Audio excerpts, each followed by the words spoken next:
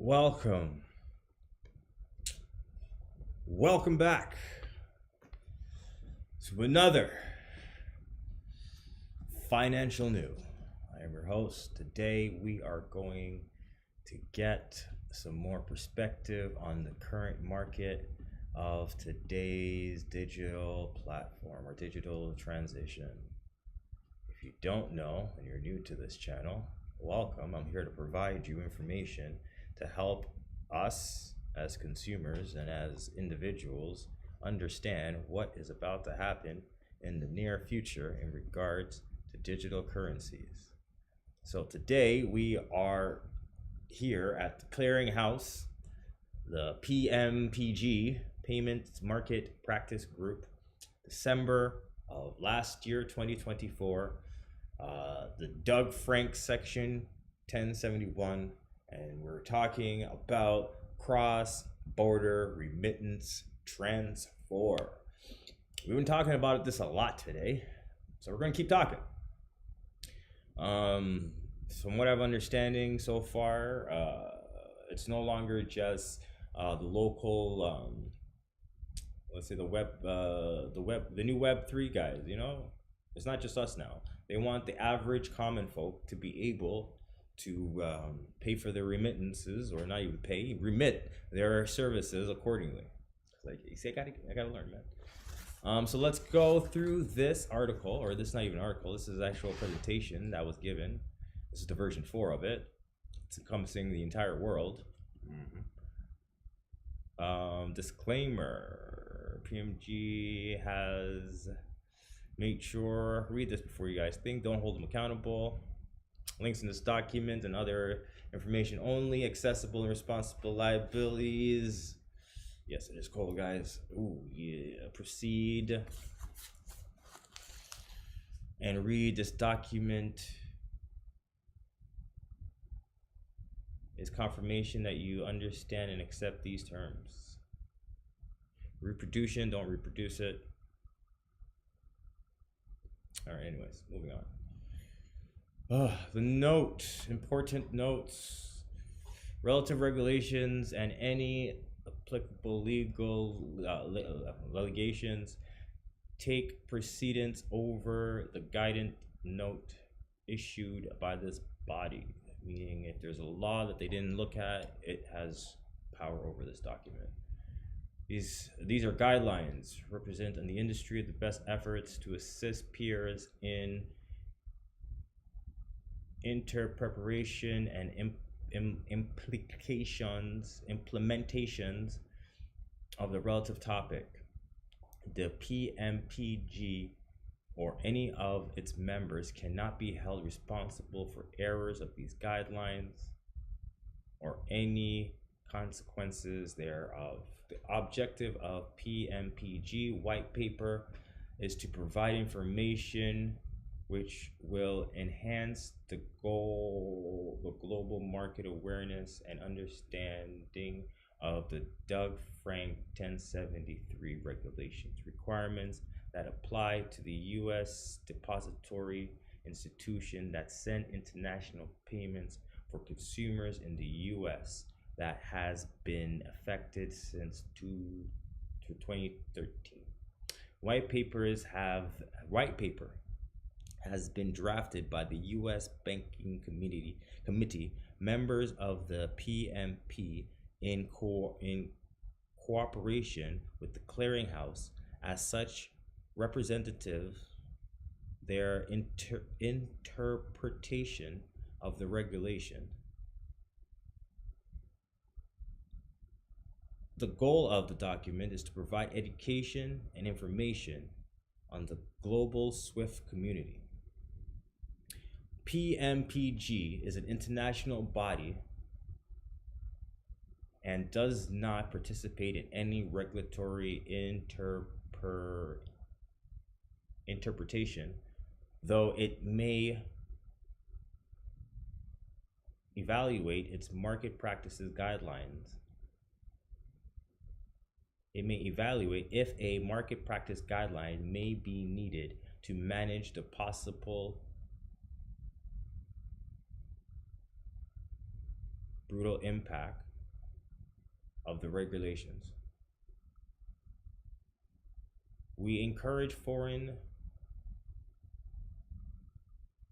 correspondents to work with their U.S. banking partners towards obtaining future information related to the Dodd-Frank 1075.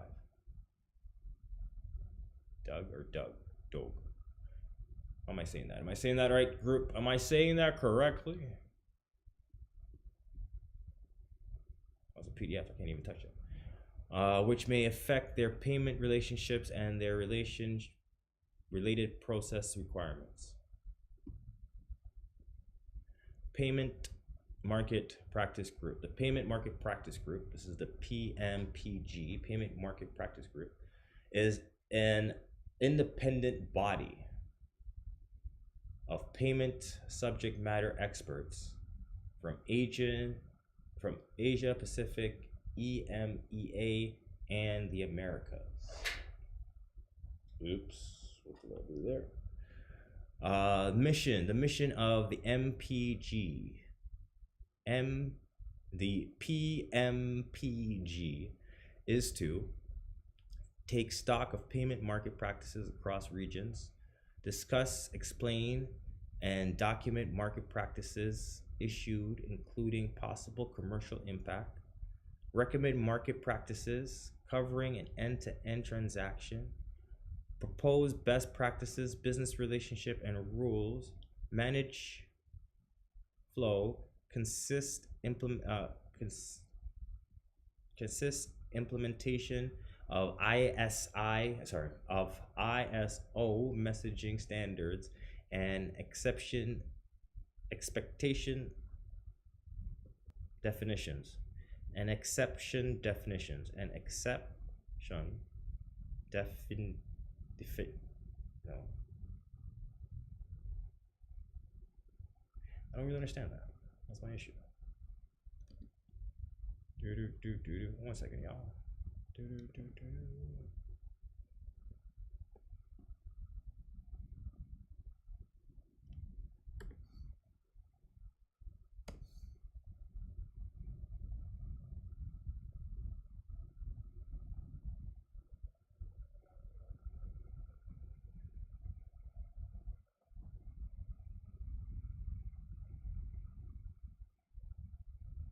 Sorry, y'all. Give me 1 second. I'm just having a brain freeze trying to understand this article. Because I'm not presenting to you as if I know what's going on. I'm presenting to you with the same understanding as you do. Oh, did I do that to ourselves? Where did I put? Oh, Lord. There's the article.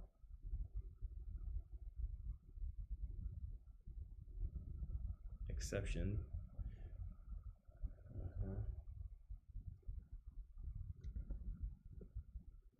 Yeah, so.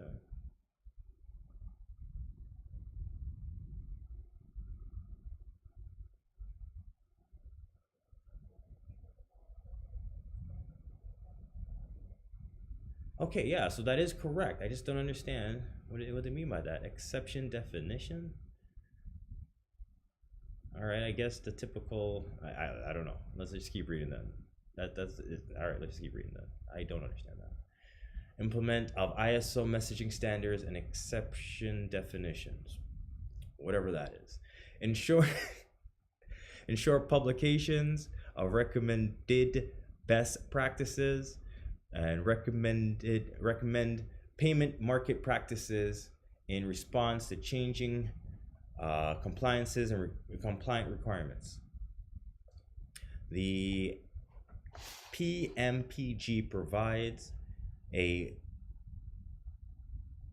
truly global forum to divide better market practices, which together with the correct use of standards will help in achieving full straight-through process and improve customer service. Right? This is content.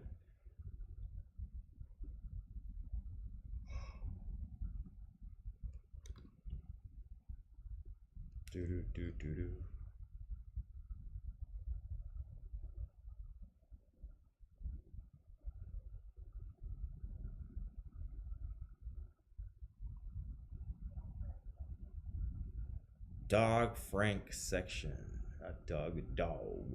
Okay.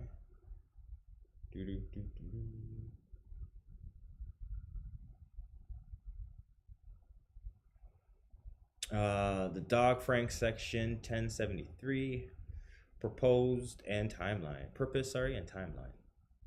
Section 1033 of the Dodd-Frank Wall Street Reform and Consumer Protection Act, Dodd-Frank 1037, established a new regulation framework governing cross-border electric transfer payment originated by the U.S. consumer. Okay, so this is for the framework for governing the cross-border electronic transfer originated by the U.S. customer. So from the U.S. to the other individuals, this is what this particular proposal is, bill is supposed, or the act, Protection Act, is in regards to. The intent of the regulation is to provide the U.S. consumer with end-to-end transparency over cost and delivered terms relative to credit push international payment. The traditional open network environment used by most depository financial institutions to execute international payment does not typically provide the remit of the payment complete transparency in terms of execution and cost at the time the remitter instruct the payment. Remitter instruct the payment. This is because in many cases payment may travel through several unaffiliated banks, intermediary countries, or cleaning systems prior to reaching a final beneficiary, each imposing its own fees and delivery terms. So the current system that we're currently using, right, has our payments traveling through several unaffiliated banks, intermediaries, so the middlemen that are just there as money holders, goes through countries. And what is a cleaning system? Because we go to jail if we try to launder money, but here they already have a cleaning system in place. Okay, prior to the cleaning system, prior to reaching the final beneficiary. So before you get your money, it goes through all these processes, which is why the fees can be so high. Again, they've been trying to get rid of these fees. Dodd-Frank 1073 creates certain requirements which obligates the U.S.-based remittance transfer provider to disclose certain costs and delivery terms for consumers initiated international payments. The drafter of the Dodd-Frank 1073 assumed that these disclosures would drive down cost for international electronic payments by enabling U.S. customers to compare between providers. The drafter also tried to disclose to the consumer error resolution rights so that almost any division from disclosure costs and delivery terms result in liability to the U.S. remittance provider. So, if I understand that correctly, if they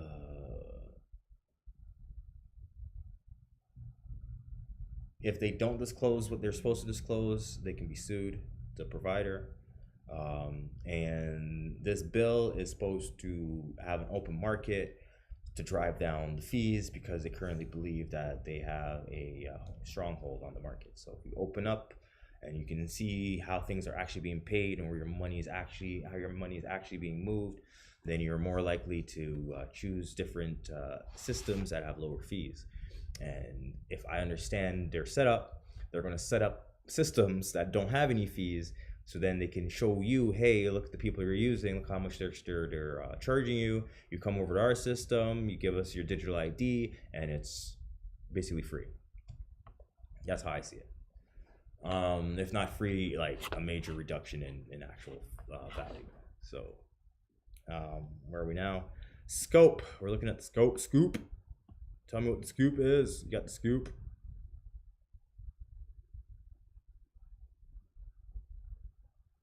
That's all right. We're running. We're running. Let's open a widget. Pour. All right, guys. We're gonna keep pushing through, but we pour. No, we're not. But our connection is. Where are we now? So we're over here. Doo-doo. We're on the scoop. All right. The obligation created by this regulation is to apply only to international electronic payment originated by the U.S. natural persons that are for personal, household, and family use. They do not apply to payments originated by U.S. corporation or by U.S. corporate clients for transfer funds from an account, EI, for funding by cash, or funding accounts must be located in the U.S. So in other words, they're not really using this for the business side of things. There's other systems that would be there for the business. They're trying to, I guess it's SWIFT. They want to make it, make sure this bill, is for the regular man to do business internationally, not for businesses to do business internationally. This bill, anyways. U.S. corporation, local, U.S. The recipient of the payment must be located in a foreign country. For transfers sent to an account, this means that the recipient account must be located in a foreign country. For cash pickup transfer, this means the pickup location must be in a foreign country. The recipient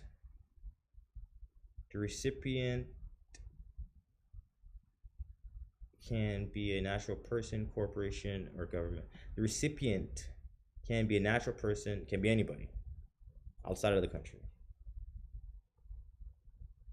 Oh, shucks. Connect you. Let's pause at disclosure.